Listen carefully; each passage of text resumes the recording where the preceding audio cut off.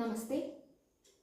നമ്മുടെ സുബന്ധ പ്രത്യയത്തിലെ അവസാനത്തെ നിയമമായ വിഭക്തികളെ കുറിച്ചിട്ടാണ് ഇന്ന് നമ്മൾ പഠിക്കാൻ പോകുന്നത്.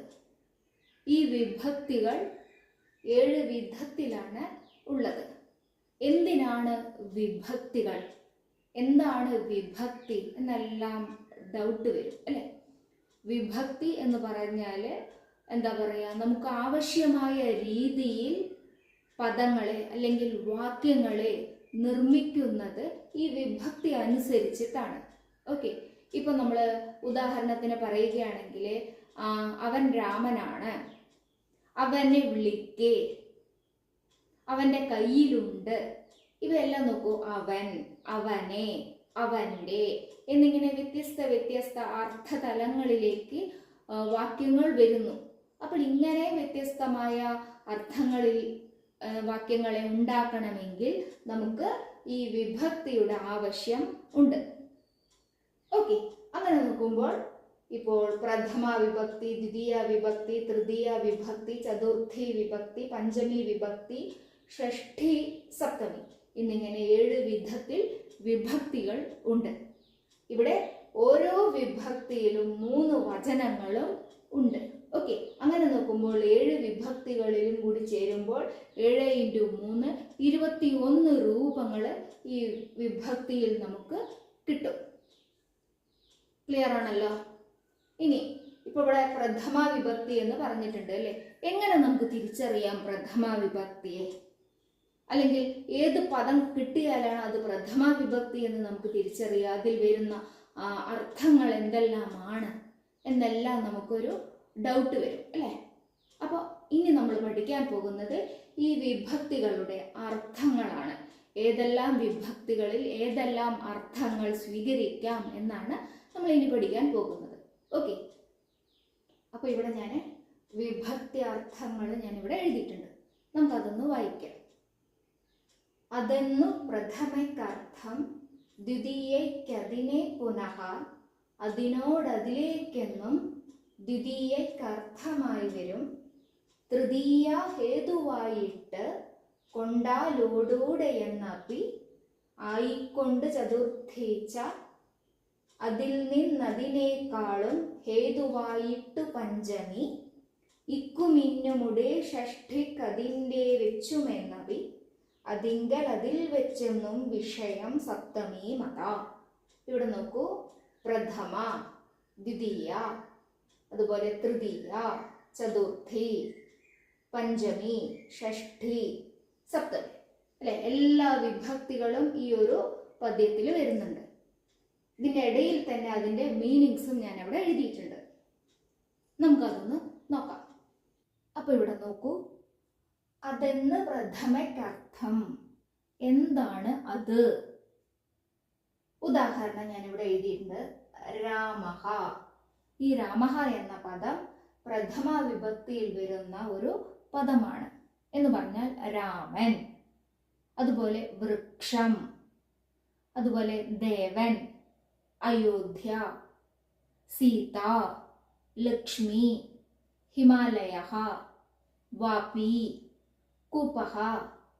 ഈ നാമപദങ്ങളെല്ലാം തന്നെ ഏത് വിഭക്തിയിൽ വരും? പ്രഥമ വിഭക്തിയിൽ വരും. അങ്ങനെയുള്ള നാമപദങ്ങളെയാണ് നമ്മൾ അത് എന്നുകൊണ്ട് പറയുന്നത്. ഓക്കെ, അപ്പോൾ അത് എന്നുകൊണ്ട് പറയുന്ന എല്ലാ വസ്തുക്കളെയും സ്ഥലങ്ങളെയും വ്യക്തികളെയും നമുക്ക് ഏത് വിഭക്തിയിൽ ഉൾപ്പെടുത്താം? പ്രഥമയിൽ ഉൾപ്പെടുത്താം. അപ്പോൾ അങ്ങനെ പ്രഥമയിൽ നോക്കുമ്പോൾ രാമഹ എന്നത് പ്രഥമ വിഭക്തിയുടെ രൂപമാണ്.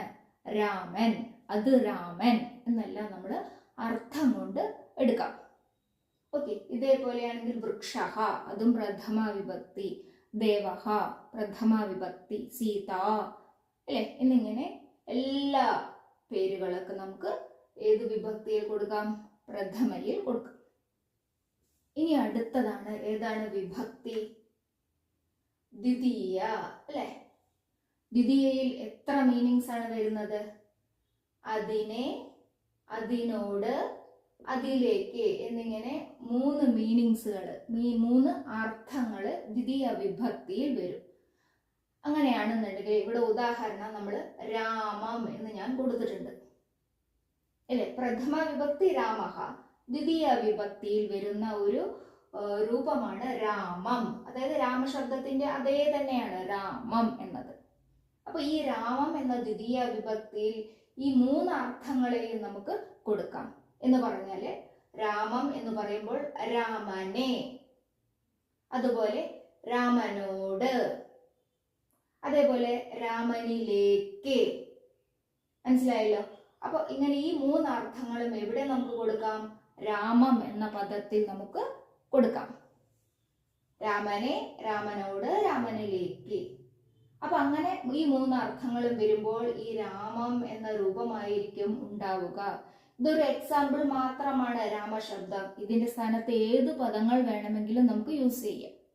ഓക്കെ, അത് വൃക്ഷ ആയിക്കോട്ടെ, ദേവ ആയിക്കോട്ടെ, വിദ്യാലയ ആയിക്കോട്ടെ, അങ്ങനെ ഏത് പദങ്ങൾ വേണമെങ്കിലും നമുക്ക് യൂസ് ചെയ്യാം.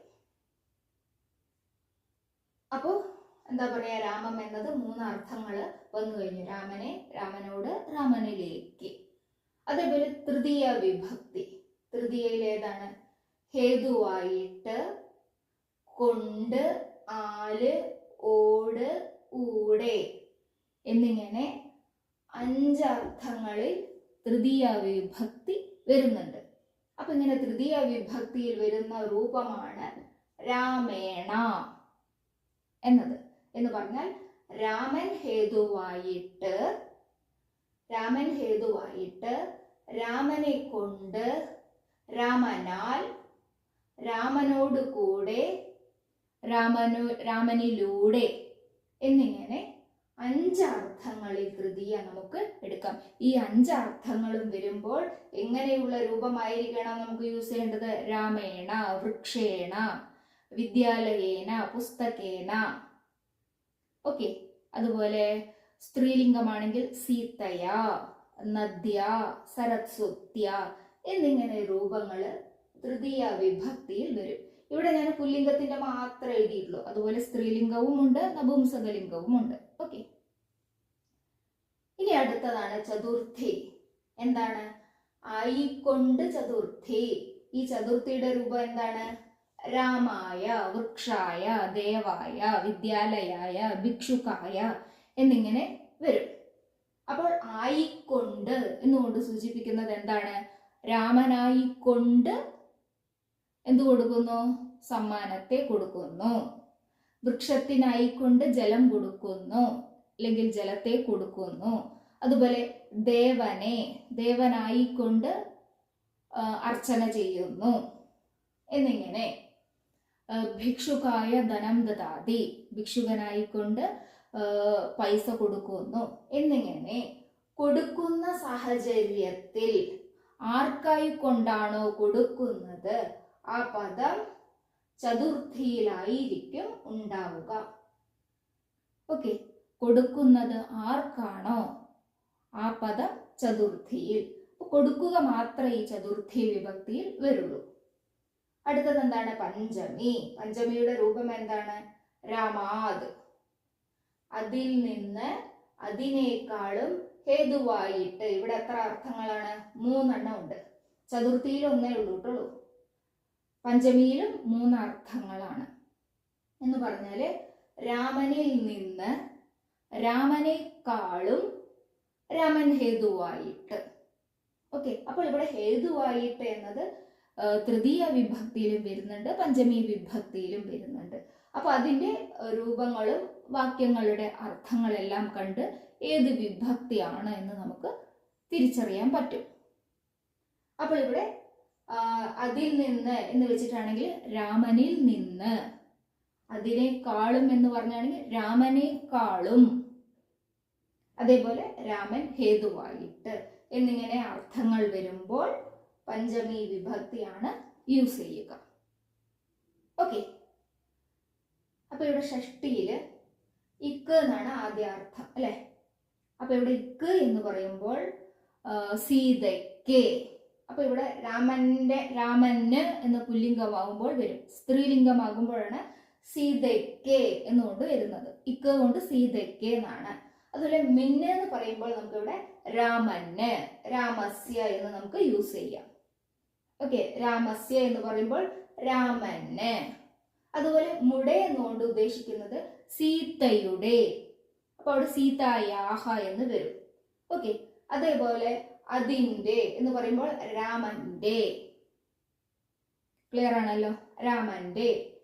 അപ്പൊ ഇവിടെ വെച്ച് എന്നുകൊണ്ട് ഉദ്ദേശിക്കുമ്പോൾ രാമന്മാരിൽ വെച്ച്, പാണ്ഡവന്മാരിൽ വെച്ച്, വൃക്ഷങ്ങളിൽ വെച്ച് എന്നിങ്ങനെ അർത്ഥങ്ങളിലാണ് ഇവിടെ വെച്ച് കൊണ്ട് ഉദ്ദേശിക്കുന്നത്. അപ്പൊ ഇവിടെ രാമസ്യ എന്നതിന്റെ സ്ഥാനത്ത് എന്താവും? രാമാണാം എന്ന് ഷഷ്ടിയുടെ ബഹുവചനം അവിടെ കൊടുക്കേണ്ടതായിട്ട് വരും. ഓക്കെ, ഇനി അടുത്തതാണെങ്കിൽ സപ്തമിയാണ്. അതിങ്കൽ, അതിൽ വെച്ചെന്നും. 2 മീനിങ്സ് ഇതിൽ വരുന്നുള്ളൂ, 2 എണ്ണമേ വരുന്നുള്ളൂ.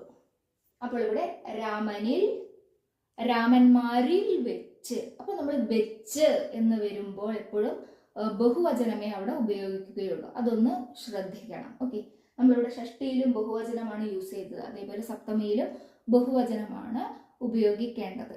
2ലും ഷഷ്ടിയിലും സപ്തമിയിലും നമുക്ക് അതിൽ വെച്ച് എന്ന് എടുക്കാം. ഏത് വേണമെങ്കിലും നമ്മുടെ ചോയ്സ് ആണ്. ഷഷ്ടിയിൽ വേണമെങ്കിലും വാക്യം ഉണ്ടാക്കാം, സപ്തമിയിൽ വേണമെങ്കിലും വാക്യം ഉണ്ടാക്കാം. ഓക്കെ, അപ്പോൾ മെയിനായിട്ട് അതിൽ എന്ന് പറഞ്ഞാൽ രാമനിൽ, വൃക്ഷത്തിൽ, അതുപോലെ വിദ്യാലയത്തിൽ, പിന്നെന്താ പറയുക, ഗൃഹത്തിൽ, വനത്തിൽ എന്നിങ്ങനെ അതിൽ എന്നൊരർത്ഥത്തിൽ വരുന്നത് ഏത് വിഭക്തിയാണ്? സപ്തമി വിഭക്തിയാണ് യൂസ് ചെയ്യുക. ഓക്കെ, അങ്ങനെ എന്താ പറയാ, ഓരോ വിഭക്തിയുടെയും അർത്ഥങ്ങളാണ് നമ്മൾ ഇന്ന് പഠിച്ചത്. ആ വിഭക്തിയിൽ വരുന്ന കേവലം പുല്ലിംഗത്തിന്റെ ഏകവചനത്തിന്റെ രൂപങ്ങളാണ് ഞാൻ ഇവിടെ എഴുതിയിരിക്കുന്നത്. രാമഃ, രാമം, രാമേണ, രാമായ, രാമാത്, രാമസ്യ, രാമേ. രാമഃ എന്നത് എപ്പോഴും പ്രഥമ വിഭക്തിയിൽ വരുന്ന പുല്ലിംഗത്തിന്റെ രൂപമാണ്.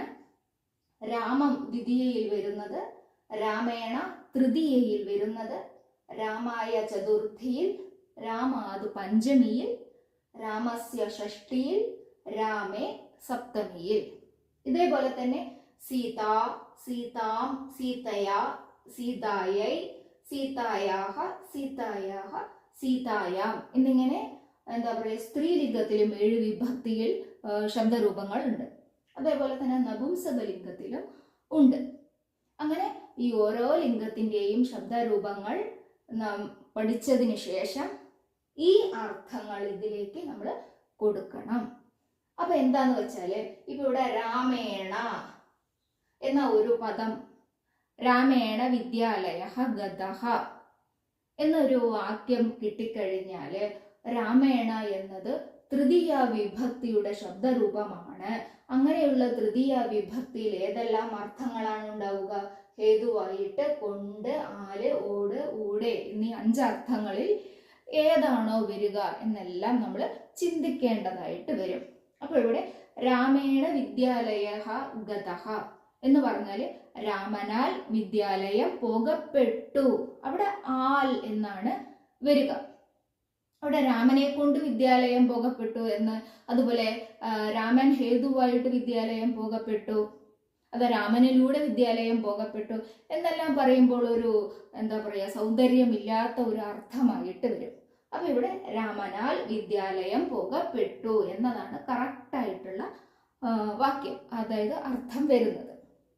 ഓക്കെ, അങ്ങനെ അതായത് ജസ്റ്റ് ഈ രാമശബ്ദം ഒരു ഉദാഹരണം മാത്രമാണ്. ഇതുപോലെ ഏത് ശബ്ദം വന്നു കഴിഞ്ഞാലും അതാതിൻ്റെ അർത്ഥങ്ങൾ നമ്മൾ ഇവിടെ കൊടുക്കേണ്ടതായിട്ട് വരും. ഓക്കെ, ധന്യവാദ.